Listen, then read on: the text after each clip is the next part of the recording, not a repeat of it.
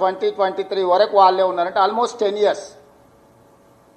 2 సార్లు రాజశేఖర రెడ్డి గారి నేతృత్వంలో ఏర్పాటు చేసిన మా ప్రభుత్వం, 2 సార్లు చంద్రశేఖరరావు గారి నేతృత్వంలో ఏర్పాటు చేసిన ఆ ప్రభుత్వాన్ని పోల్చండి.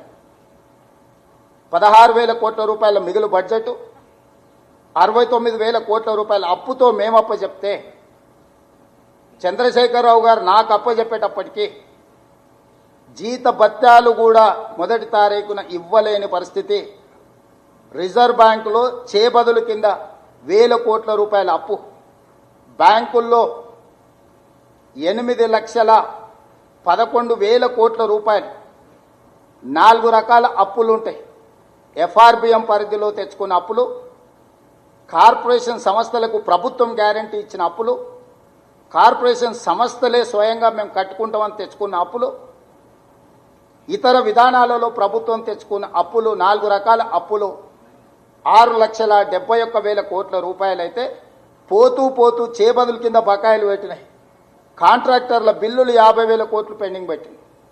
ఉచిత విద్యుత్తుకి విద్యుత్ సంస్థలకు సింగరేణికి ఒక 30,000-35,000 కోట్ల రూపాయలు బకాయిలు పెట్టింది. ఉద్యోగ రిటైర్మెంట్ బెనిఫిట్స్ ఒక 10,000 కోట్ల రూపాయలు బకాయిలు పెట్టింది.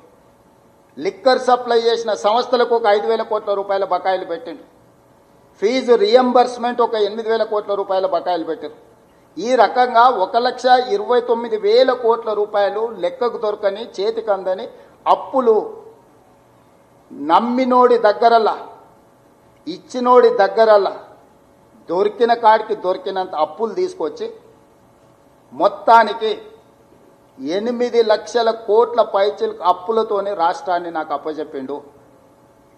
నేను డిసెంబర్ 7 తారీఖు నాడు బాధ్యత తీసుకున్న తర్వాత అప్పటికి ప్రభుత్వ ఉద్యోగస్తులకు జీతాలు ఇవ్వలే. జీతాలు ఇద్దామని ఎత్తుకుతే డబ్బులు లేవు. పోనీ రిజర్వ్ బ్యాంక్ లేదన్నా అడ్వాన్స్ కింద ఏదన్నా అడగనరా అంటే అప్పటికే 3,500 కోట్ల రూపాయలు అడ్వాన్స్ తెచ్చేసుకుండు మహాత్ముడు. ఆ అవకాశం కూడా లేదు. అంటే పూర్తిగా రాష్ట్రాన్ని దివాలా తీయించి లాస్ట్ థ్రెడ్ మీద తెగితే పాతాళంలో పడిపోయే స్టేజ్లో మాకు అప్పచెప్పింది. ఇప్పుడు నేను అడుగుతున్నా, ఈ 10 సంవత్సరాలల్లా వారు నిర్మించింది అమరవీరుల స్తూపం, చెర్లులు పడి పర్రెలు వాసి 60 కోట్లతో మొదలుపెట్టి 250 కోట్ల అవినీతి.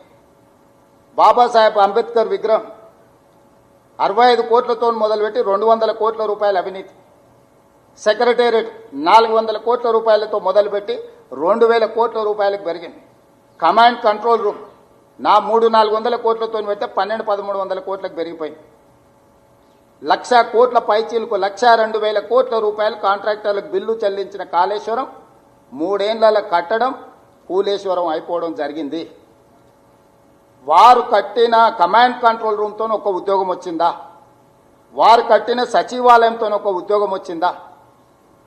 వారు కట్టిన ప్రగతి భవన్ అని ఆయన విలాసవంతమైన జీవితం కోసం బాత్రూంకు బుల్లెట్ ప్రూఫ్ అద్దాలు పెట్టుకున్న భవనంలో ప్రజలకు ప్రవేశం ఉండేనా?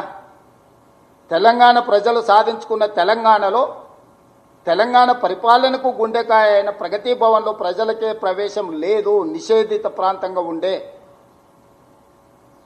ప్రజా యుద్ధ నౌక గద్దరన్న పోతే ఎర్రటెండకు 3 గంటలు బయట కూర్చోబెట్టిన పరిస్థితి ప్రగతి భవన్ ముందు మనం కళ్ళతో చూసినాం. వీటి వల్ల కానీ కాళేశ్వరం వల్ల కానీ 1 ఎకరాకైనా నీళ్ళు ఇచ్చిండ్రా? కాళేశ్వరం లేకుంటే ఈరోజు భారతదేశంలోనే అత్యధికంగా వరి ధాన్యాన్ని ఉత్పత్తి చేసి 1 సంవత్సరంలో 2,05,00,000 మెట్రిక్ టన్నుల వరి ధాన్యాన్ని ఉత్పత్తి నా ప్రభుత్వం సాధించింది. భారతదేశంలోనే ఉమ్మడి రాష్ట్రంలో కూడా ఆంధ్రప్రదేశ్ తెలంగాణ కలిసి కూడా ఆనాడు ఈ స్థాయిలో వరి ధాన్యాన్ని ఉత్పత్తి చేయలేదు.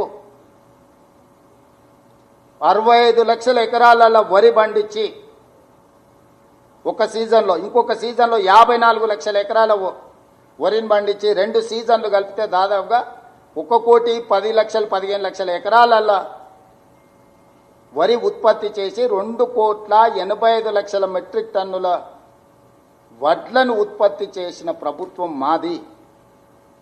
సో వారు 20 లక్షల కోట్లు 10 సంవత్సరాలలో చంద్రశేఖరరావు గారి చేతిలోకి వచ్చినాయి.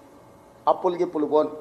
యావరేజ్గా సంవత్సరానికి 2 లక్షల కోట్ల రూపాయల బడ్జెట్ను యావరేజ్ చేసుకుంటే 20 లక్షల కోట్ల రూపాయలు వచ్చినాయి. నేను మీడియా మిత్రుల ద్వారా చంద్రశేఖర్